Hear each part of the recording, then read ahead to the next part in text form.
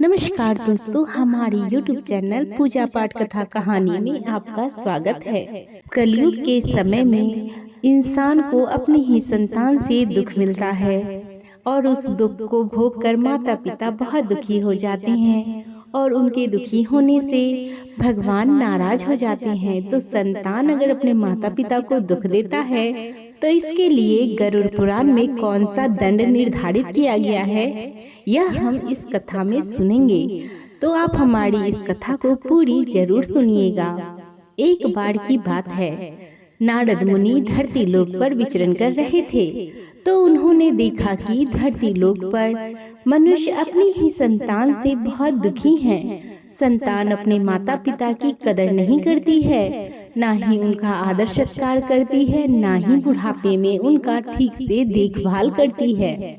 इस बात से नाराज होकर वो दुखी होकर वह यमराज के पास जाते हैं और यमराज से कहते हैं कि हे यमराज, क्या आप हमें यह बता सकते हैं कि इस धरती पर जो संतान अपने माता पिता को दुख देते हैं उनके लिए आपने कौन सा दंड निर्धारित किया है?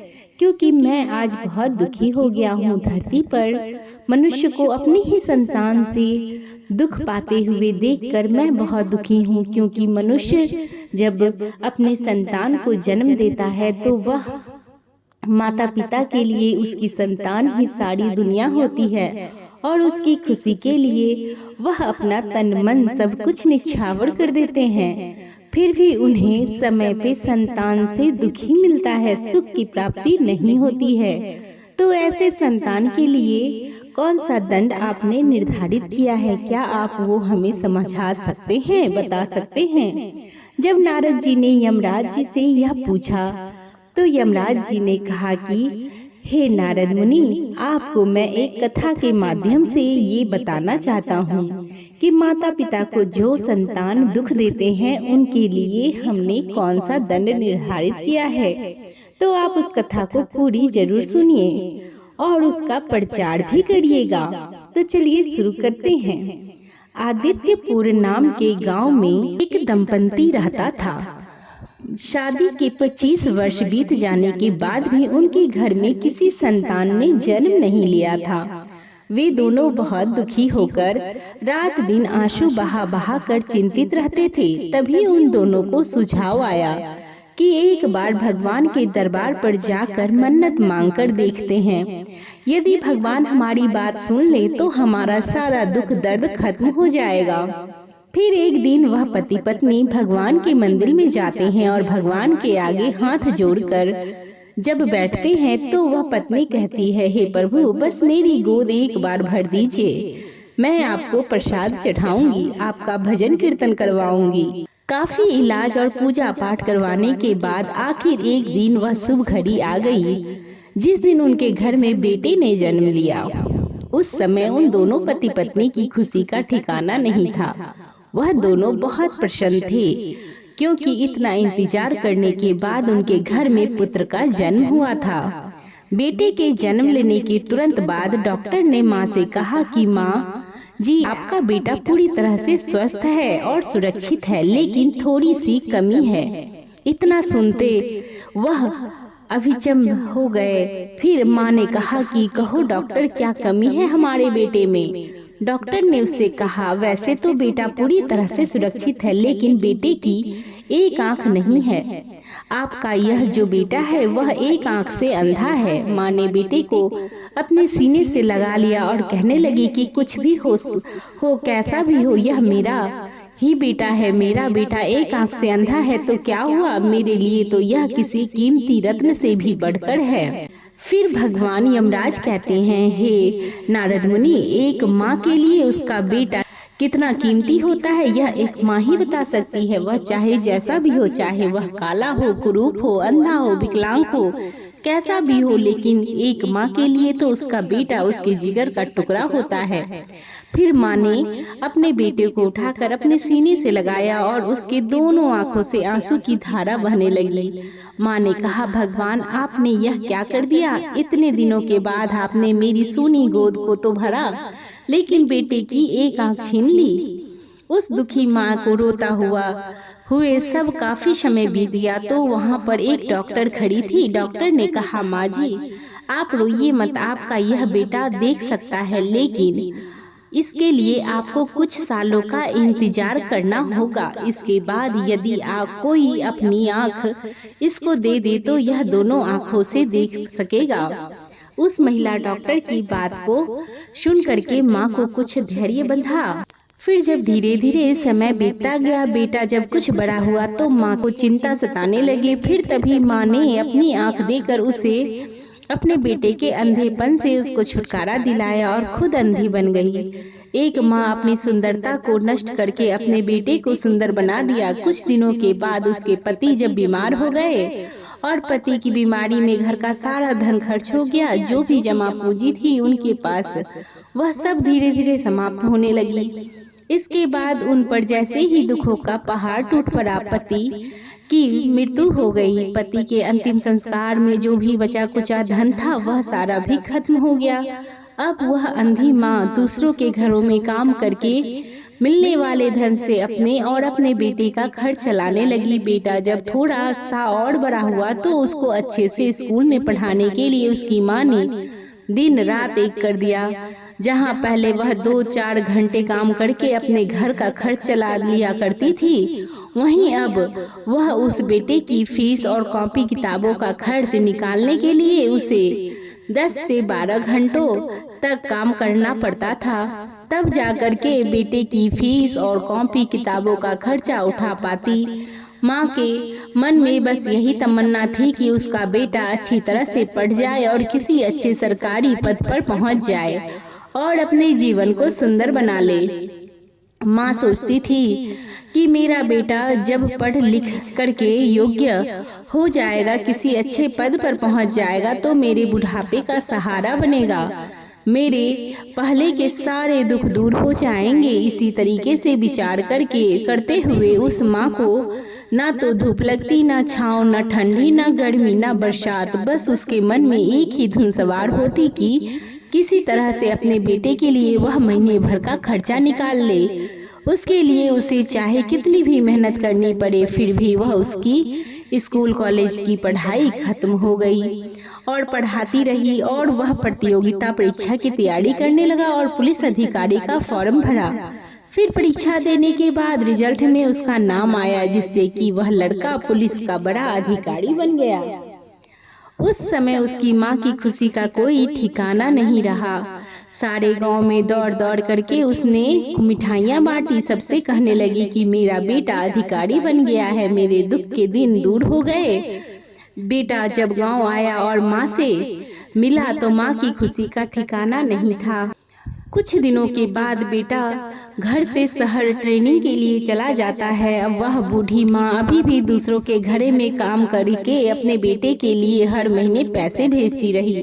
काफी दिन बीत गए थे। माँ को बेटे से मिले हुए एक दिन बूढ़ी माँ ने सोचा क्यों ना शहर जा करके अपने बेटे से मिलाऊं। यही सोच करके अपने बेटे से मिलने के लिए बूढ़ी माँ घर से निकल पड़ी। बेटे के पास पहुँच करके बेटे से आपस में बात की और फिर माँ गांव को वापस आ गई। उधर जो बेटे के मित्र थे वह सब आपस में कहने लगे कि तेरी माँ कितने गंदे कपड़े पहनती है और वह एक आंख से अंधी भी है। बेटे ने जब दोस्तों के मुंह से ऐसी बात सुनी तो उसे अपनी माँ से उसने कह दिया कि माँ जी, अब तुम मुझसे मिलने के लिए शहर मत आया करो, क्योंकि तुम्हारे आने के बाद जो मेरे मित्र हैं वह सब मेरा मजाक उड़ाते हैं कि तुम्हारी माँ आंख से अंधी है। माँ का हृदय कितना कोमल होता है। फिर माँ ने सोचा कि बेटे ने कहा तो ठीक ही कहा है। मेरे जाने से यदि मेरे बेटे का अपमान होता है तो मैं वहाँ नहीं जाऊंगी। उसने कहा ठीक है बेटा, मैं तो नहीं आऊंगी, लेकिन तुम बीच बीच में आकर मुझसे मिलते रहना। मैं ज्यादा दिन तक तुमको नहीं देखती हूँ तो मेरे मन में बेचैनी होने लगती है, मुझसे रहा नहीं जाता है। धीरे धीरे समय व्यतीत हो गया। बेटे ने एक जिले में बड़े अधिकारी का पद संभाल लिया। पहले बेटा कभी कभी कुछ दिनों में माँ का हालचाल ले लिया करता था, लेकिन जब वे बहुत बड़ा अधिकारी बन गया तो वह अपने काम में व्यस्त हो गया और अपनी माँ का हालचाल लेना भी बंद कर दिया। माँ मजबूर थी, क्योंकि वह बेटे से मिलने जा नहीं सकती थी, क्योंकि मेरे बेटे ने जाने के लिए मना किया है। ऐसा सोचकर वह कभी नहीं जाती।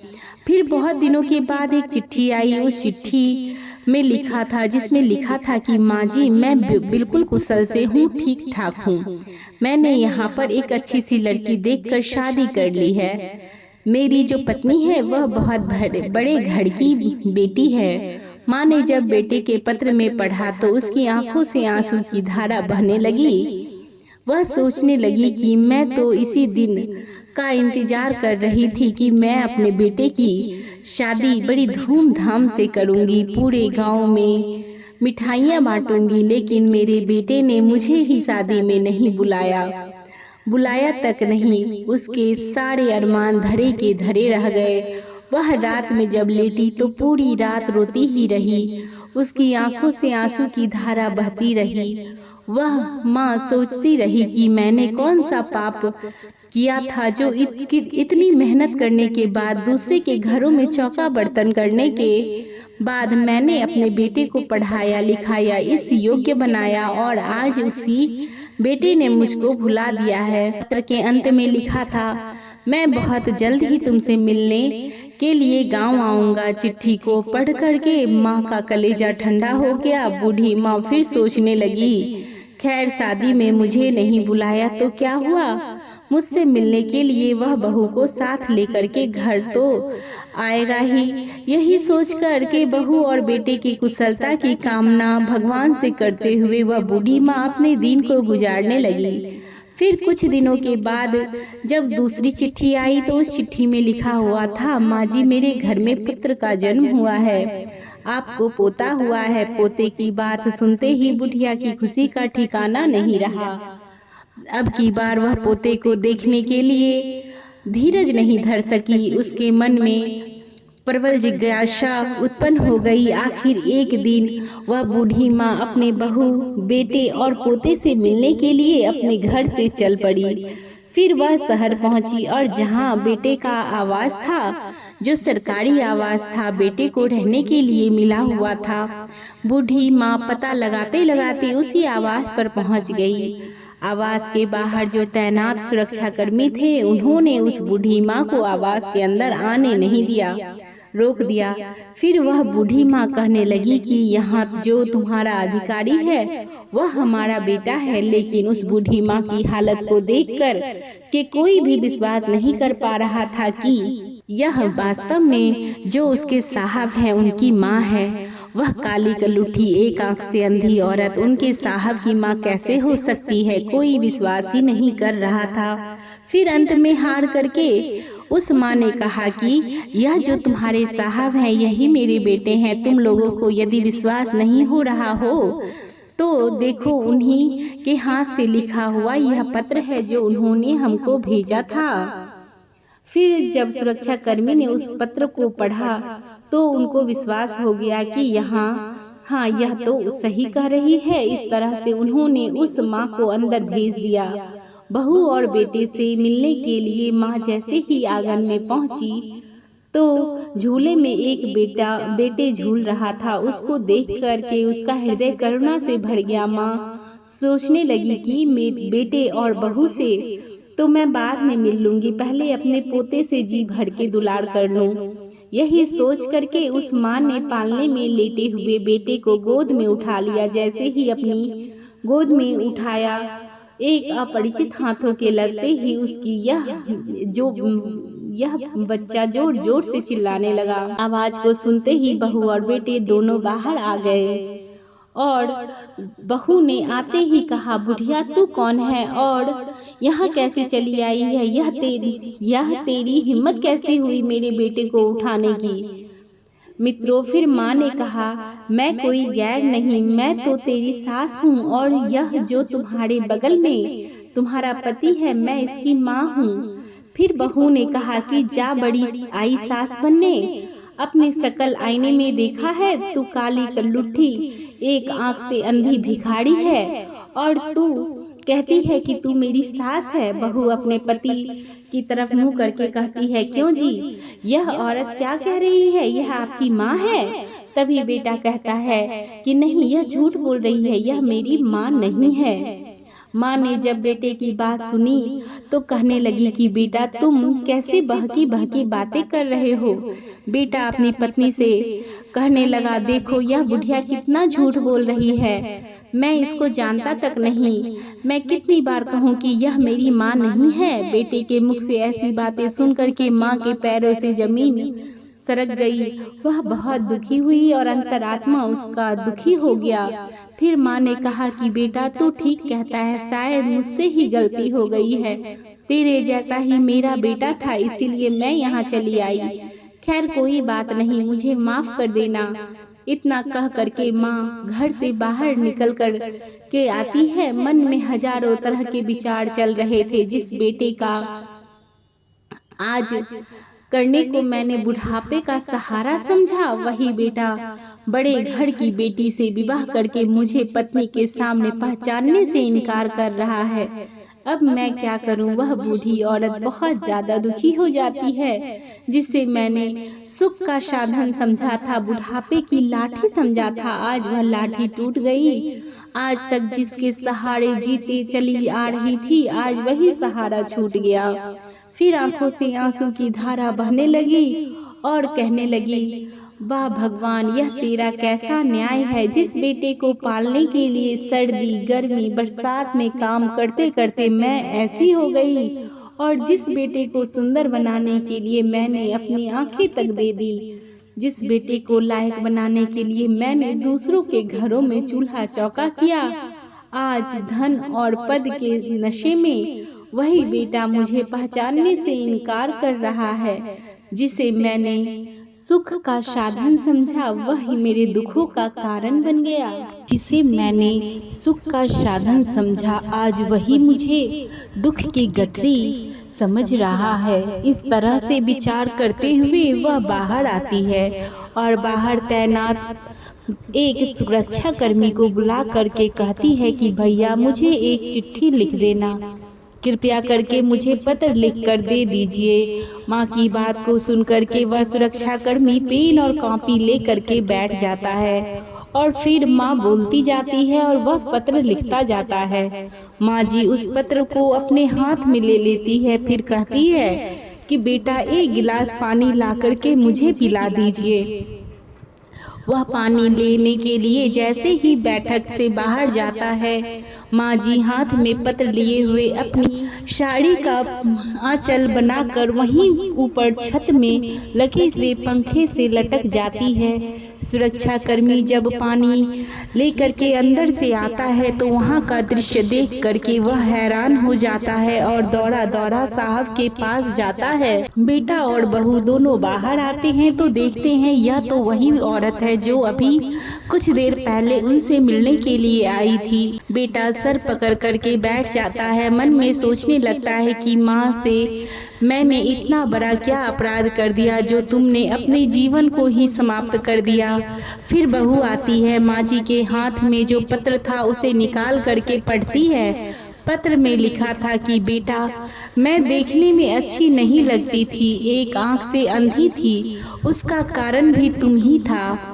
जब तू पैदा हुआ था तब तुम एक आंख से अंधे थे, तो एक आंख मैंने तुम्हें दे करके तुमको सुंदर बनाया और खुद मैं अंधी हो गई। और बेटा, मैं पहले इतनी काली नहीं थी, तुम्हें पढ़ाने लिखाने के लिए योग्य बनाने के लिए दूसरों के घरों में जाड़ा गर्मी बरसात के महीनों में काम करके मैं काली कलूटी हो गई। इसमें मेरा कोई दोष नहीं है, मुझे अपने अंधेपन से कोई दुख नहीं था। मुझे तो खुशी थी कि मेरे बेटे को दोनों आँखें हैं। मुझे गरीब होने का कोई दुख नहीं था। मुझे तो खुशी थी कि आज मेरा बेटा सुखी है। मैं अपने आप को रोक ना सकी और तुमसे मिलने के लिए शहर चली आई, लेकिन जब तुमने ही मुझे पहचानने से इनकार कर दिया तो मैं जी करके क्या करती।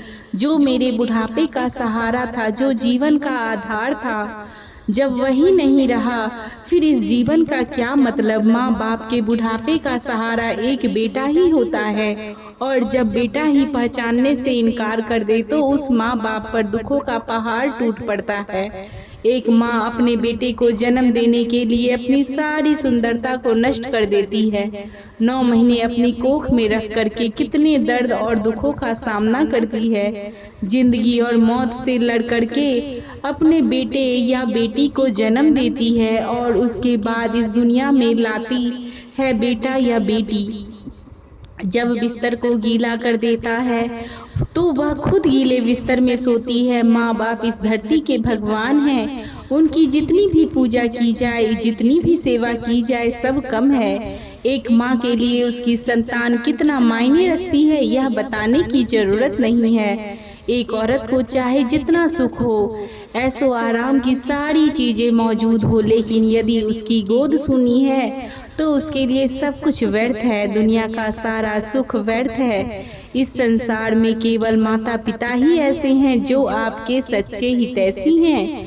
बाकी सब व्यर्थ है, बाकी सब स्वार्थ के रिश्ते हैं। इसीलिए भूल कर भी अपने माँ बाप को कभी मत सताना, उन्हें कभी दुख मत देना, उन्हें ऐसी बातें कभी मत कहना जो उनके दिल पर लग जाए। उन्हें हमेशा सुखी रखना। माँ बाप को कभी भी कुछ ऐसा न बोले जिससे उनकी आत्मा कष्ट पहुँचे। यमराज ने नारद जी को यह कथा सुनाई और नारद जी ने पूछा, प्रभु तब इसका दंड क्या होना चाहिए? तब यमराज कहते हैं कि जैसा इंसान अपने माता पिता से करता है, ठीक वैसा ही कर्म उसे धरती पर ही भोगना पड़ता है।